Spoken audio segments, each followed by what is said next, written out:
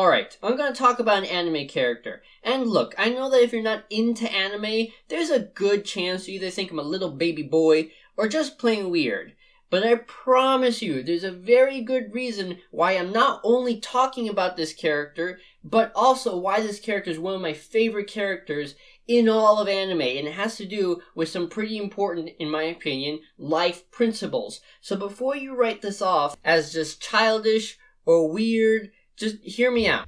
Alright, with that out of the way, let me actually just give you some background information on this character before I get into why I like him so much. So, this character's name is Sanosuke. Sanosuke comes from an anime called Rurouni Kenshin, or you could just probably find it by typing in Kenshin. Basically, the anime revolves around an ex-war assassin who's trying to live his days out in peace, because he didn't like killing people. I mean, I've never killed somebody, but I would not imagine I like killing people either. But you know, if you do, please stop watching this and head to the nearest therapist. But anyways, I'm getting off topic. Point being, it revolves around this guy, ex-assassin, trying to live a life in peace.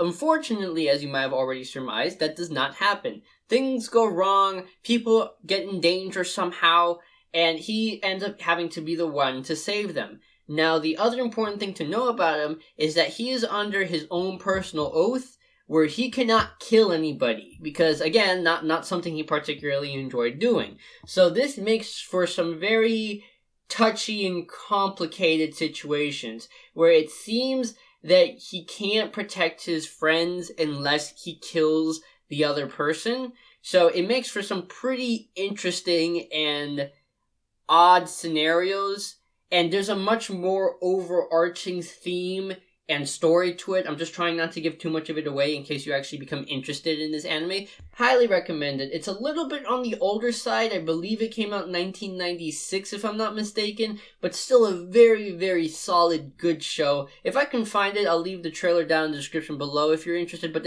anyways, where I'm going with this, Sanosuke is one of the main characters. I believe he's introduced 2 or 3 episodes in, somewhere around that area. It's a little tricky to explain to you what his importance is without ruining too much, but essentially, he's one of the main people on the team. He's one of the main fighters. If Kenshin's not fighting somebody, chances are he is. He's not just important to the fight scenes, but he's actually really important to the overall story. A good portion of it is moved because of his own internal struggles and motivations.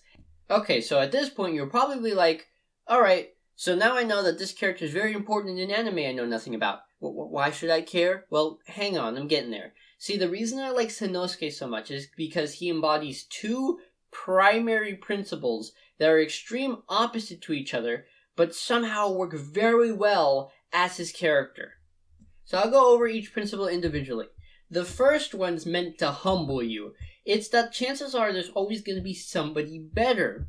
See, one thing you have to realize about Sanosuke is that in the context of his world, he is extremely powerful. Like, if he was in this world, he'd probably be considered as close to Superman as you could possibly get. So just to give you an idea of how tough Sanosuke really is, literally the first episode we see him in, I want to say the second scene, Sanosuke gets hit by what I think is a kubotan.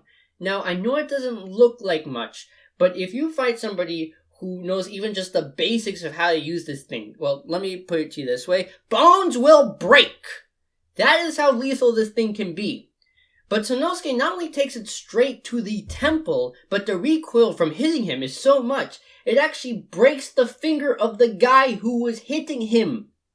And that is the least powerful hit I think he takes in the entire anime. In fact, later in that episode, he actually has to fight Kenshin. Now, Kenshin's usually able to take out the average dude, one hit, no problem, doesn't even sweat.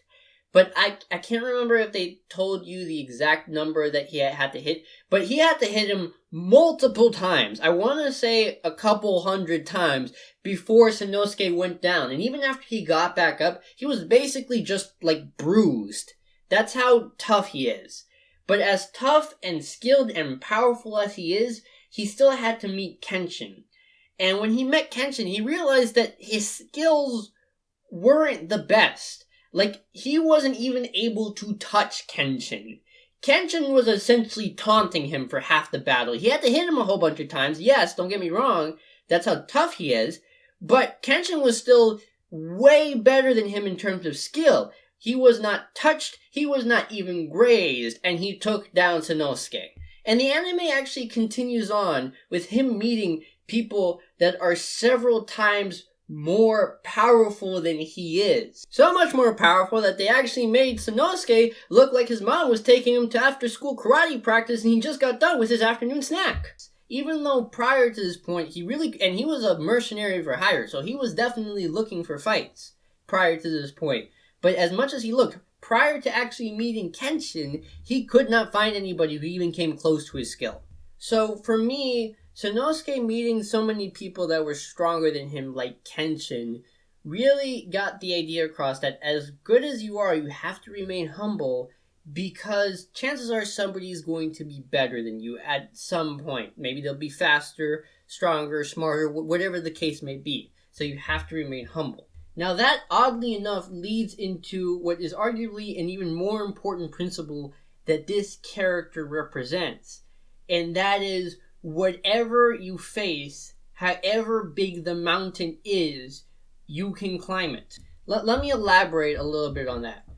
See, when we're trying to get better at something, or even when we're just trying to go through a process, we do have a tendency to hit a hurdle, or sometimes when we're trying to improve in skill, what happens is that we will plateau. It's pretty normal whenever somebody is trying to get better at something, whatever it may be, video games, skating, swimming, what have you.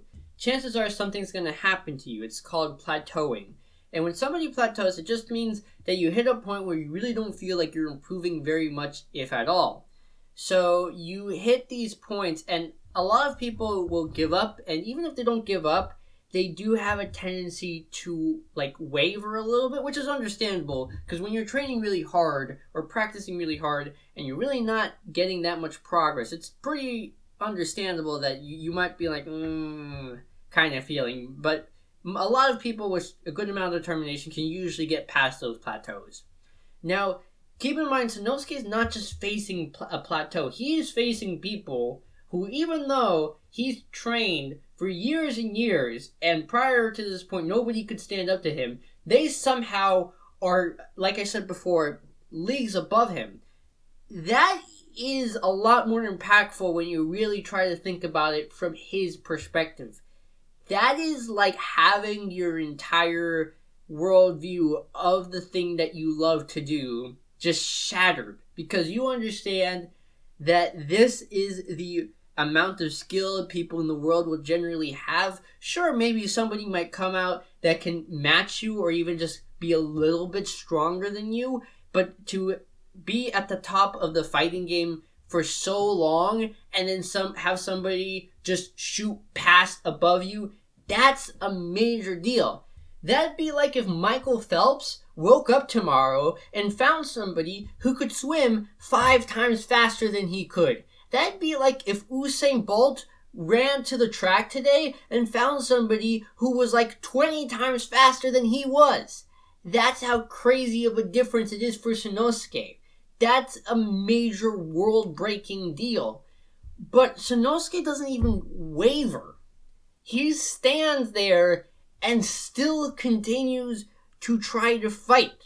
In fact, there's a scene that I think very well represents this principle. Now, I'm going to skip through a few of the lines just because unless you're watching the actual video, they really don't make a lot of sense. But basically what happens is that Sanosuke meets a samurai that he has to fight. And this samurai, pretty much obliterates him. It's just a slaughter fest. So as Sanosuke is on the ground, pretty much defeated, the samurai looks down at him and says, "Do you understand now?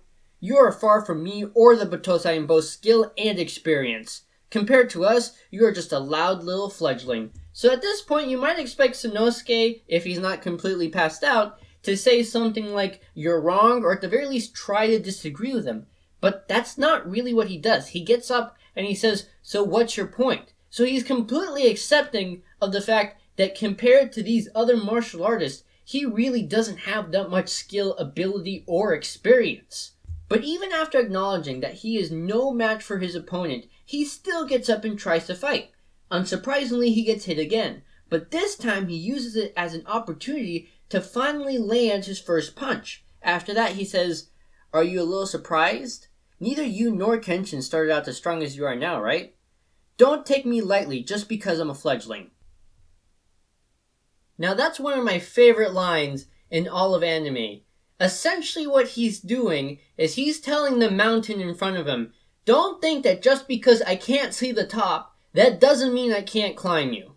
And it's those principles that really make me like this character. If I was to put this character into one phrase, it'd probably be something along the lines of, if you think I'm gonna back down just because you're bigger and stronger than me, then you got another thing coming, buddy, because you may tear my flesh and you may break my bones, but as long as there's air running through these lungs and blood pumping through this heart, I will get up and I will fight. So after all that, I think you can see why I like this character so much. Now don't get me wrong, I'm not telling you to completely copy this character in your daily lives down to a T. For instance, Sanosuke really doesn't like to block, and I would encourage people, generally speaking, don't try out that strategy. If somebody's going to hit you, generally I would encourage you to either block or dodge it if you can. So I'm not telling you to copy this character, but what I am saying is that this character can serve as a really good embodiment of the kind of determination that a lot of the times you really need if you're going to accomplish your goals. Now I know this video might have been a little bit on the cheesy motivational side, but I really just wanted to share with you one of my favorite characters in anime and why I liked him so much. And I hope you were able to get something out of it. Well guys, that's it for this video. If you want to share your favorite anime characters, go ahead and leave it in the comment section down below. Otherwise, make sure to hit that subscribe button and that bell button. I post every other week. And until next time, hear nothing and listen to all. Bye guys.